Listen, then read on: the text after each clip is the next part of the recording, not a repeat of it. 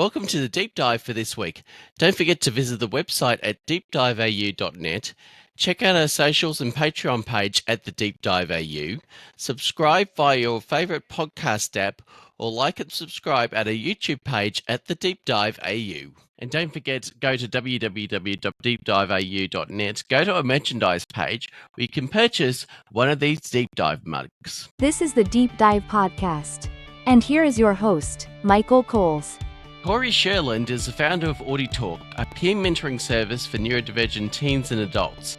Autie Talk also offers a range of programs to employers and service providers, including team training and online programs about autism. Kory Sherland, welcome to the Deep Dive. Thank you so much, Michael Coles. Okay, so what strategies can individuals on the autism spectrum employ to identify their strengths and interests for career planning? Yeah, it's a great question. There's lots of different ways. Sometimes just looking into, your interests you can find things. Sometimes it's looking back in childhood.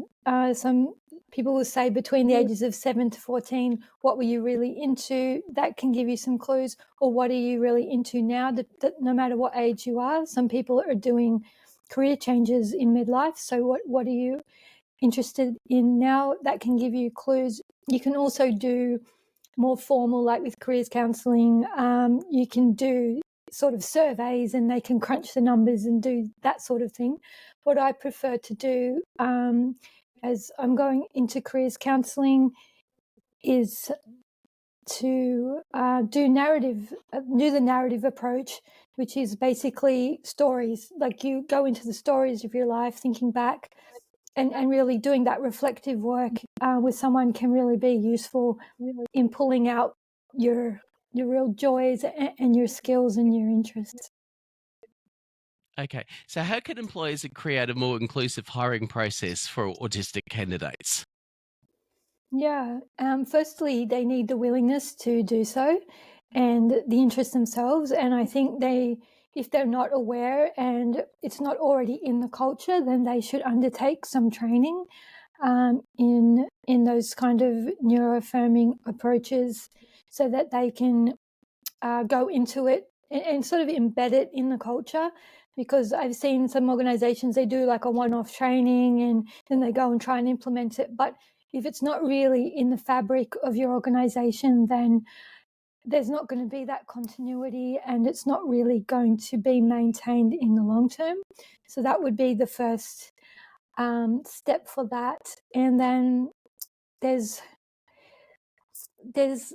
actual dot points that you could say, like, give people the questions in advance, say for the interviews, so that and know the whole procedure of what's going to happen at the interview so people can prepare.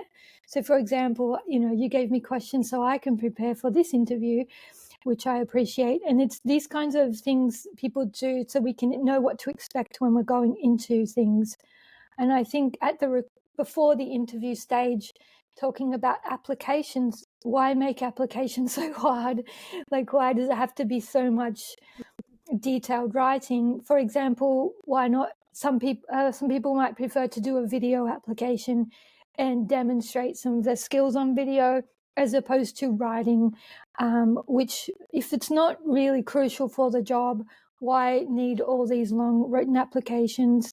And also, again, having somebody they can contact that's actually got experience with neurodivergent applicants, so that when they receive that phone call or the email from somebody inquiring, they really know how to support them properly. So what role do mentorship programs play in supporting the career advancement of autistic individuals? Mentorship in general is amazing. I am a peer mentor, so a little bit biased, but it is an evidence-based practice, has been for a long, long time, because the evidence is there that when you work with a peer, they understand where you're coming from, they've got that lived experience, so it can be very, very valuable. That's generally speaking for peer mentorship. In terms of careers, it can be invaluable if someone's on the job with you and they're like a buddy system and they already know the job and they can assist you, help you in the early stages.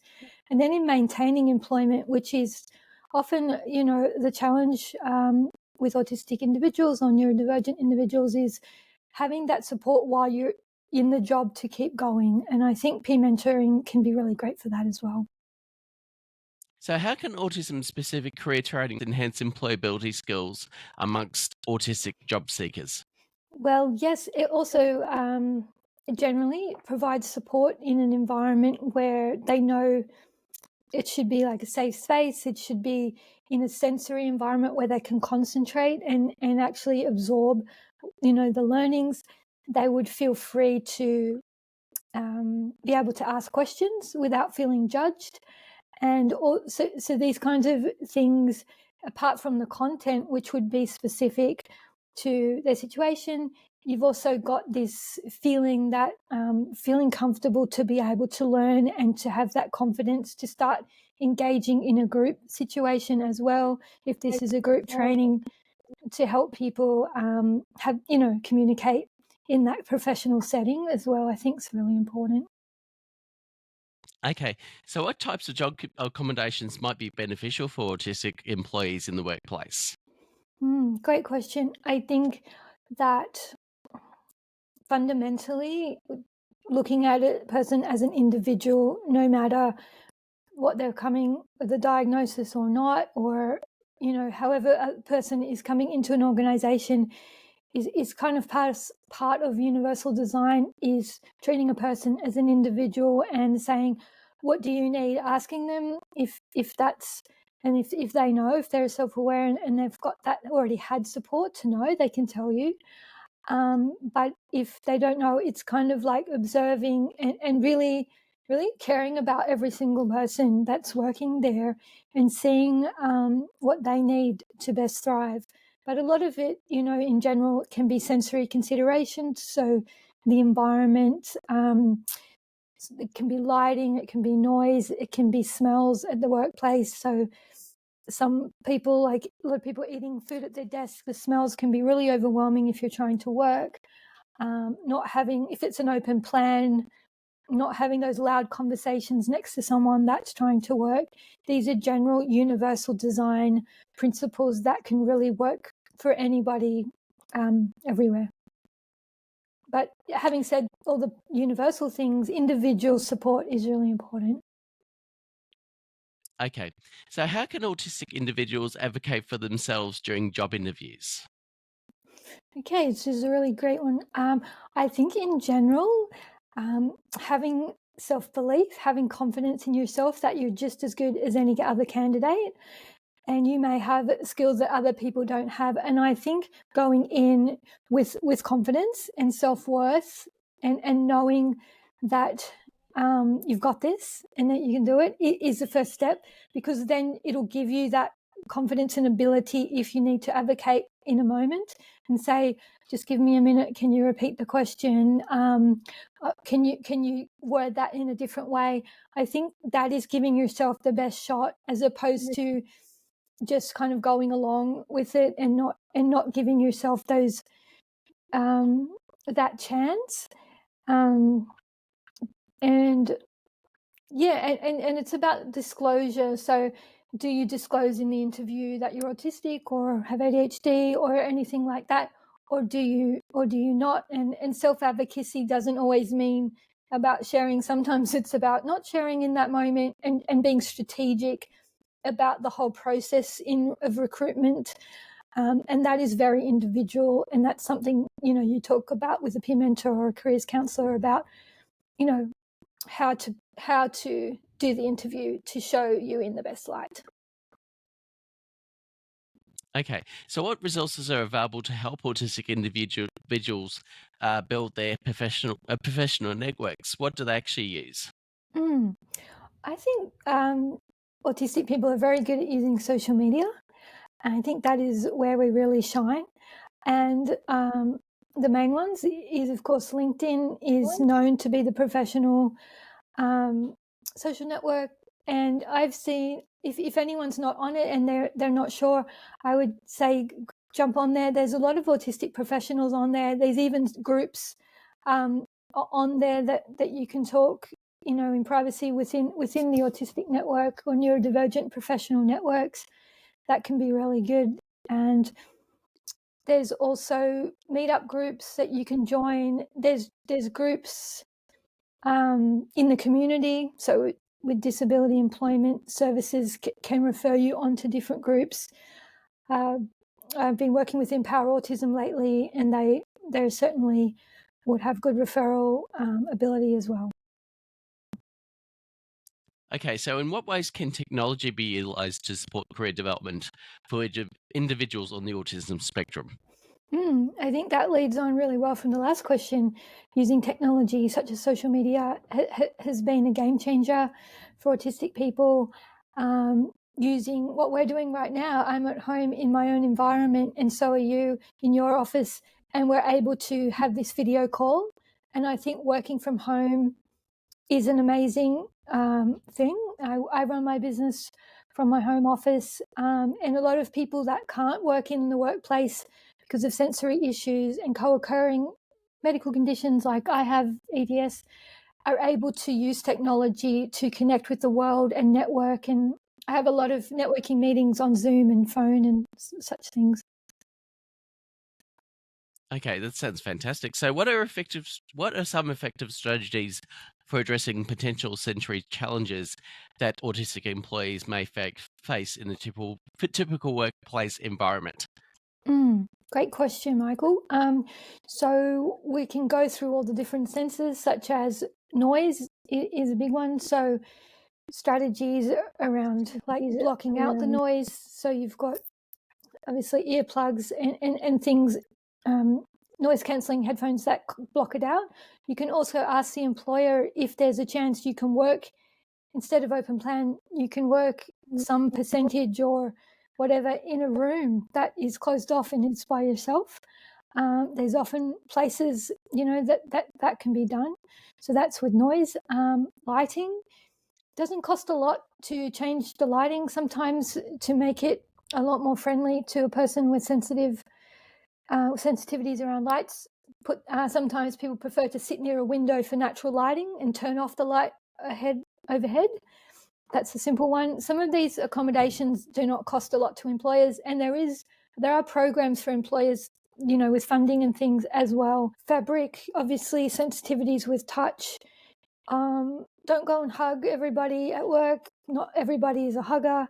And get to know people as individuals and see what they feel is comfortable for them with touch and furniture and stuff like that. Fabrics that are comfortable. Clothing, don't make everybody wear a suit and a tie if it's going to feel like they're getting strangled. Just make the comfortable clothes as well part of the culture, if that's appropriate for the workplace. Obviously, there's places you have to wear uniforms for health and safety and stuff, but I think flexibility is always good. Okay, so how can schools and educational institutions better prepare autistic students for future employment? Great question. I think firstly, encouraging students and putting them on equal footing to other students to say, you have potential for employment in the future. I've seen parents with awful stories about telling parents with kids that are really young, your child has no hope, they're never going to amount to anything. Like, don't ever say that to a parent or a child in primary school, high school, whatever. Everyone has potential. Everyone can work. There are so many ways people can contribute to society. So I think the teachers really need to get their neuroaffirming mindset and practice intact first, so that they're not coming out with these ridiculous statements that are not true. And talk about careers as early as possible in a fun way, not with pressure, not with telling people they should do this or that, but really normalizing talking about employment and doing your own business, making it fun for kids, and really setting that bar to say you're going to be an amazing adult, you're going to be capable, and the sky's the limit. There is no limit. Okay. So, what are some common misconceptions about autism that might affect the career prospects of autistic individuals? It's a lot to do with the attitude of the society and some misconceptions around the myths of autism and autistic people. And it's really about knowing people are capable. It's about employers getting on board and really bringing in those, just educating themselves to say that autistic people have strengths, and if you really harness the strengths and also bring in individual supports that what people actually need, not what you call reasonable, but what people actually need, then you're really going to find we're going to get more autistic people into the workforce where they want to be. Okay, so how can peer support groups contribute to the career development and confidence of autistic individuals? Well, I think you've experienced it yourself, and we've all, experiencing it. Especially if you're late diagnosed and you're going into these peer groups. Firstly, you're like, "Wow, I'm not alone. I'm not the only person out there that feels these things. It's having these experiences," and that builds confidence, and it builds a lot of things: self-efficacy, self-worth, and also self-determination to say, together we can do it. And my favorite saying is, we rise together. So with supporting each other, we will all make it in the different ways we define success and the different capacities that we have to really go out there and make our mark on the world. And peer support is the best. The group support is, everyone is, and autistic people are just so nice, and everyone just wants the best for each other, and that kind of unconditional positive regard is so beautiful, and I think that's what the world's missing in general. So I think together we are stronger, and I encourage everyone, if you want to try a group. I've run groups, and some people would just firstly hang in the back without the video, without the sound, and just being present and being included. Everyone's inclusion looks differently as well. So I would encourage people that have never been in a peer group before to give it a go, and to find a group that is really accepting and really neuroaffirming, in the sense that you don't have to be participating, and you won't be called upon on the spot to be verbal or to do anything. Just being there will be, I think will be great. Give it a go. Yeah. So just on those peer groups there, what actually, just going at a bit of a sidebar here. So, what inspired you to actually start Autie Talk? So I started Autie Talk some years ago as a peer mentoring service. I started it because it was something I wished I had when I was younger. I wished I had an older peer or more experienced person to just tell me the different life transitions and things in life, to say, like some of my clients, like, what's it like when you go to university? What's it like to be in high school? Just questions about different life stages, and get that support to say, and encouragement. I love to encourage people, and it's really my mission to make the lives of autistic people better and better all the time. Okay, fantastic. So, what industries actually tend to be more welcoming and accommodating for autistic workers, and why is that so? Great question. Traditionally, and I'll talk about the traditional ones first, is IT, engineering, and these kinds of more technical roles. I think the reason a lot of people are attracted into it, first, it's their interest. Because autistic people are really passionate about their interests. So if someone has an interest in science, in STEM in general, and loves that kind of thing, they generally go towards engineering or IT. They love programming, that kind of things. They naturally like it, so they go into it.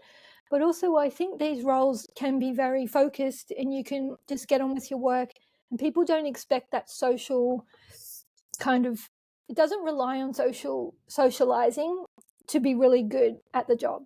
So you can be a top engineer or a top programmer, and that's you're. I think those industries are good traditionally because you're looked at for your work quality and not how great you can do a small talk moment. So that's that. But a lot of autistic people are really creative as well. So you will see artists, musicians, actors, writers, a lot of authors are coming to me for my author program. Like, you'll see a lot of creative people in the neurodivergent community. It's also a job where you can really hyper focus and get into it, and you don't have to necessarily be chit chatting all the time. So yeah, but I think opening up that scope to bring the inclusion into non-traditional autistic roles is what we want to see, because I think people need to be given the opportunities to go for anything, and not just the stereotypical stuff. Okay, so how can success stories of autistic professionals help change societal perceptions and increase opportunities for future generations? Yeah, I think the more people like come out as autistic and share their stories, you know, about that I say part of themselves, but it's such an intrinsic identity, then it starts to change societal perceptions. It's like, oh, I didn't know, like Daryl Hannah, for example, or Ghostbusters found Dan, I forgot his name right now, but Dan Aykroyd. yeah, Dan Aykroyd, he created Ghostbusters because it was his special interest. People that are Elon Musk, you know, lots of people that are at the top of their game and they're autistic.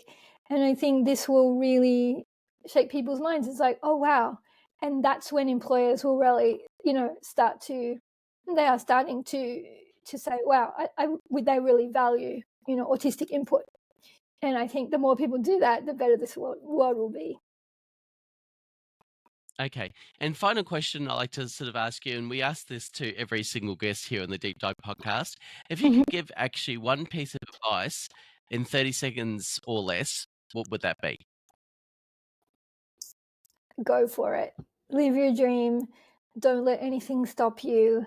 Have full faith in yourself, because it's a big world out there. But if we keep that unshakable faith in ourselves and just keep taking, you know, little risks and trying stuff, then you're really gonna live a full life. And on that note, it's thank you, Kory Sherland, for being part of the Deep Dive podcast today. Thank you, Michael. It was awesome. For more information, visit Kory's website at www.autietalk.net or check out her Instagram at Autie Talk.